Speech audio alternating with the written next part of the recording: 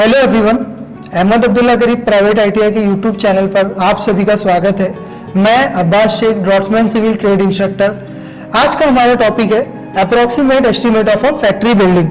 दोस्तों, last time हम लोगों ने अप्रोक्सीमेट एस्टीमेट स्टार्ट किया था, जिसका पहला पार्ट यूट्यूब पर ऑलरेडी अपलोडेड है। तो अगर आपने वो वीडियो नहीं देखा है तो आप वो जाकर देख सकते हैं, ताकि आपको आगे समझने में कोई दिक्कत ना आए।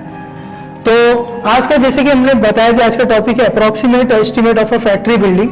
तो एक्चुअली होता यह है कि अलग अलग टाइप्स की बिल्डिंग जो होती है, अलग अलग टाइप्स के जो स्ट्रक्चर्स होते हैं, उनका रेट वेरी करता है, अलग अलग होता है।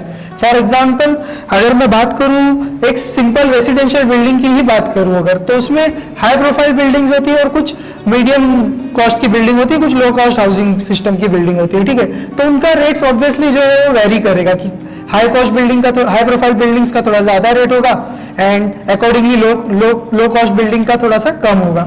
तो उसी तरीके से टाइप्स ऑफ बिल्डिंग में अगर मैं देखूं तो फैक्ट्री बिल्डिंग भी इसमें इंक्लूड होती है, इसका भी हम अप्रोक्सीमेट कॉस्ट निकाल सकते हैं। तो आज फैक्ट्री बिल्डिंग का अप्रोक्सीमेट कैसे निकाला जाता है, फैक्ट्री बिल्डिंग का अप्रोक्सीमेट कॉस्ट कैसे निकाला जाता है, वो हम लोग आज देखने वाले हैं। ठीक है, अब इस फैक्ट्री बिल्डिंग में ही दो कंपोनेंट्स है, एक है ऑफिस, दूसरा है वर्कशॉप। तो दोस्तों, एक्चुअली इस सब में ये बोला गया है कि जो ऑफिस बिल्डिंग हम बनाएंगे वो आरसीसी की बनाने वाले, ओके, मींस अलग मटेरियल का, एंड वर्कशॉप बिल्डिंग जो रहेगी हमारी वो लोड बेरिंग स्ट्रक्चर की होगी। तो आप समझ रहे हो बात, आप लोगों ने फर्स्ट ईयर में पढ़ा होगा कि फ्रेम स्ट्रक्चर क्या होता है, लोड बेरिंग स्ट्रक्चर क्या होता है। फिर भी मैं आपको एक ओवरव्यू दे देता हूं जिनको नहीं पता होगा। आरसीसी फ्रेम स्ट्रक्चर वो होता है जो जिसमें बीम्स, कॉलम्स जो होते हैं वो रीइंफोर्स्ड सीमेंट कंक्रीट के, रीइंफोर्स्ड सीमेंट कंक्रीट मतलब स्टील और कंक्रीट के कॉम्बिनेशन से बनते हैं। ठीक है, तो इसका फुल फॉर्म होता है रीइंफोर्स्ड सीमेंट कंक्रीट, और ये फ्रेम स्ट्रक्चर होते हैं। फ्रेम स्ट्रक्चर का मतलब होता है जिसमें कॉलम्स, बीम्स और स्लैब्स जो है लोड को बेयर करते हैं। ठीक है, अब उसी तरीके से अगर मैं लोड बेरिंग स्ट्रक्चर की बात करूं तो लोड बेरिंग स्ट्रक्चर में जो हमारे वॉल्स होते हैं, वॉल्स, दीवार, ठीक है, तो वो लोड बेरिंग कंपोनेंट होते हैं। मींस जो भी आपका लोड या वजन जो आने वाला है वो एक वॉल के ऊपर आएगा, तो लोड बेरिंग स्ट्रक्चर हम उसको बोलते हैं, जिस पर वॉल पर लोड आता है, जिस स्ट्रक्चर में। ठीक है, तो इस क्वेश्चन में बोला गया जो हमको जो ऑफिस बनाना है फैक्ट्री में वो आरसीसी की बनाना है। एंड नेक्स्ट चीज ये है कि जो वर्कशॉप हमारा होगा वो लोड बेरिंग स्ट्रक्चर का होगा। तो जिस तरीके से अलग अलग टाइप्स की बिल्डिंग में अलग अलग रेट्स होते हैं, तो इसी फैक्ट्री में भी दो कंपोनेंट्स है, एक है ऑफिस, एक है वर्कशॉप। क्योंकि ये अलग अलग स्ट्रक्चर से बने हुए, अलग अलग मटेरियल से बने हुए, तो इनका रेट्स भी वेरी होगा। अब इसमें क्या बोला हुआ है, प्लिंथ एरिया रेट्स के बारे में जो दिया गया है इंफॉर्मेशन, आरसीसी बिल्डिंग का रेट्स चल रहा है ₹6,500 पर स्क्वायर मीटर। एक स्क्वायर मीटर के लिए आपको ₹6,500 का कॉस्ट लगेगा। ओके, नेक्स्ट चीज है लोड बेरिंग स्ट्रक्चर।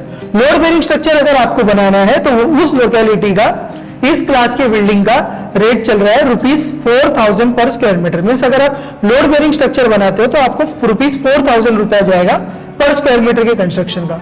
ठीक है, एंड ये डेटा दिया गया है कि ऑफिस का जो हमारा एरिया है इस फैक्ट्री में वो 120 स्क्वायर मीटर है। उसी तरीके से वर्कशॉप का जो हमारा एरिया दिया गया है वो 32 square metre each for each bay. दोस्तों, ये एक चीज हमको नोट करना है कि इस वर्कशॉप के जो नंबर्स है वो 3 है, 3 बेस लिखा हुआ है। 3 बेस का मतलब होता है 3 गाले। जिस तरीके से हम नंबर ऑफ वर्कशॉप्स आप बोल सकते हो कि 3 नंबर्स ऑफ वर्कशॉप्स है। ठीक है, और हर वर्कशॉप का एरिया है 32 स्क्वायर मीटर। ठीक है, एक बे का एरिया है 32 स्क्वायर मीटर। तो उसी तरीके से 3 बे का हम निकाल सकते हैं मल्टीप्लाई बाय 3 करके। तो चलिए इस सम का सॉल्यूशन, इस सम के सॉल्यूशन पे पहुंचते हैं हम लोग। सबसे पहले इस ऑफिस का एरिया हमें देखना है। ठीक है, अगर हमको इसका अप्रोक्सीमेट कॉस्ट निकालना है इस 120 स्क्वायर मीटर का एरिया, तो हम कैसे निकालेंगे, देखिए। सबसे पहले मैं लिख देता हूं यहां पर अप्रोक्सीमेट कॉस्ट। इसका अप्रोक्सीमेट कॉस्ट क्या होगा, मैं किसकी बात कर रहा हूं अभी, मैं अभी ऑफिस की बात कर रहा हूं। ऑफिस का अप्रोक्सीमेट कॉस्ट हमको कितना बैठने वाला है, मैं उसकी बात कर रहा हूं। तो मैं पहले देख लेता हूं कि इसका एरिया कितना है। इसका एरिया है 120 स्क्वायर मीटर।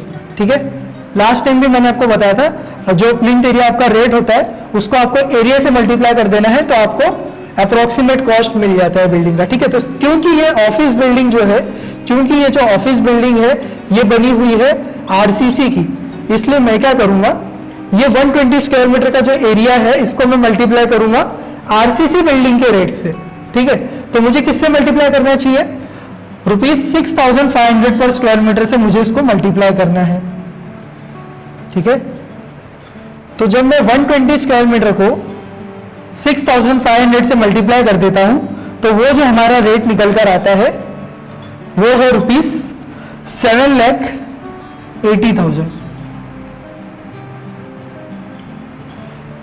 इसका मतलब क्या निकलता है कि अगर मुझे ऑफिस बनाना है इस फैक्ट्री के अंदर, इस फैक्ट्री के अंदर का जो एक कंपोनेंट है ऑफिस, अगर इसको मुझे कंस्ट्रक्ट करना है वो भी 120 स्क्वायर मीटर, तो मुझे इसका अप्रोक्सीमेट कॉस्ट जो निकल कर आ जाएगा वो है ₹7,80,000, ठीक है।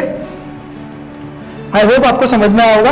अब नेक्स्ट कंपोनेंट के बारे में हम लोग देखेंगे जो है इस फैक्ट्री के अंदर वर्कशॉप। वर्कशॉप कौन से स्ट्रक्चर का बना हुआ है, लोड बेरिंग स्ट्रक्चर का बना हुआ है। तो जो हम प्लिंथ एरिया रेट मल्टीप्लाई करेंगे वर्कशॉप के लिए वो होगा लोड बेरिंग स्ट्रक्चर का रेट, ओके। सबसे पहले अप्रोक्सीमेट कॉस्ट अगर हमें वर्कशॉप का निकालना है तो मैं इसका एरिया निकालूंगा।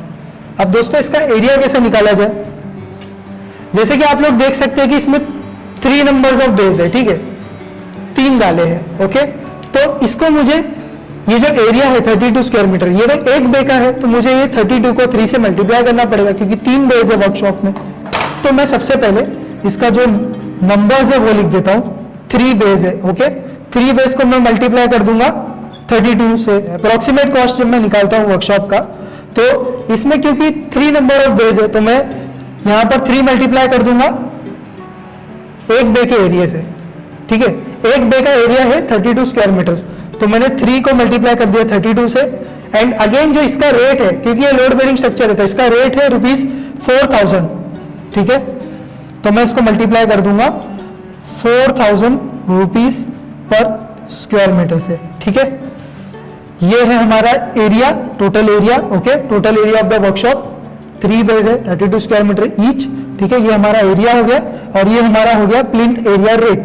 अब जब मैं इसको मल्टीप्लाई कर लेता हूं तो मेरा आंसर निकल कर आ जाता है ₹3,84,000, ठीक है दोस्तों।